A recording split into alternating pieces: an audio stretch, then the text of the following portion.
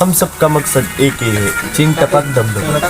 आजच्या बिर्याणीच्या नियोजनामागे जरा स्पेशल कारण आहे ते काय तर आमचे जे महेश आचार्यनं गॉगल लावून बिर्याणी शिजवणार आहे त्यांचा आज बर्थडे. तसा बर्थडे उद्या आहे बरं का, पण नियोजन आजच केलंय आम्ही. नियोजन केलं का पाहुण्यांची कमी नाही राहत भाऊ, लगेच हजर होते. कार्यकर्त्यांनी लगेच पुढाकार घेतला, चिकनला दहीन मसाला लावून घेतला. मी म्हटलो तोपर्यंत इकडे कांदा वगैरे कापून घेऊ, नाही तर हे परत मला भांडे घासायला होती. तेवढं तरी बरं आहे भाऊ, आज आग लावायचं नियोजन आपल्या का नाही. आता कोणाचं काय तर कोणाचं काय, एक जण खाली आग लावतो दुसरा म्हणतोय थांब मला कपडे काढून घेऊ दे, नाही तर कपडेच काळे करशील तू माझ्यावाले. तेवढं तरी बरं आहे भाऊ, आपण कालच कपडे धुवून घेतले. रूम मधला एकुलता एक माळकरी आणि त्याच्या इकडे जेवण पण राखले ना आपलं नियोजन चालले. हेच बार का आपले गॉगलवाले आचारी, त्यांचा उद्या बर्थडे, त्यांना ऍडव्हान्स मध्ये बर्थडेचे विशेष पण देऊन ठेवतो मी. बर्थडे उद्या पण भाऊला फोन तर आजपासून चालू झाले भाऊ. कांदा बिंदा पडतून येत पातेल्यामध्ये असं चिकन पडताना जाऊ या माळकऱ्यांना बघितलं ना तवा त्याची घरी माझ्या आली बडा त्याच्या तोंडालाच पाणी सुटलं भाऊ. इकडे खाली आग लावायचं नियोजन चाललंय आणि त्यात लगेच वरून पाणी पण सोडून राहिले. कसे मग आपले कार्यकर्ते बेकार आहे का नाही. याला म्हटलं चाल बरं इकडे सरपंच संपलाय, आपण तेवढी त्याची व्यवस्था लावू, नाही तर पोरं म्हणते तू नुसता बसलाय चिकन खातोय व्हिडिओ काढी. बिर्याणी शिजत आली होती, भूक एवढी लागली होती का आपल्या आचारी सारखी चष्मा विसरायची. एकदम ओके मध्ये बिर्याणीचं नियोजन वगैरे झालं. गौरवने घेतला पुढाकार मग बिर्याणी वाढायला सगळ्यांना. आणि इकडे त्याला म्हटलं पटापटा वाढ भाऊ, लय भूक लागली. आता काय भूक आवरत नाही. आणि जेव्हा कणी बसले जेवायला डायरेक्ट लेग पीसच तोडायला लागले भाऊ सगळे. दिवसभर रूम लाईट नसल्यामुळे पाण्याचे पण वांदे होते. त्याला म्हटलं जरा लिमिट मध्येच खा, नाही तर मग आणखीन वांदे व्हायचे.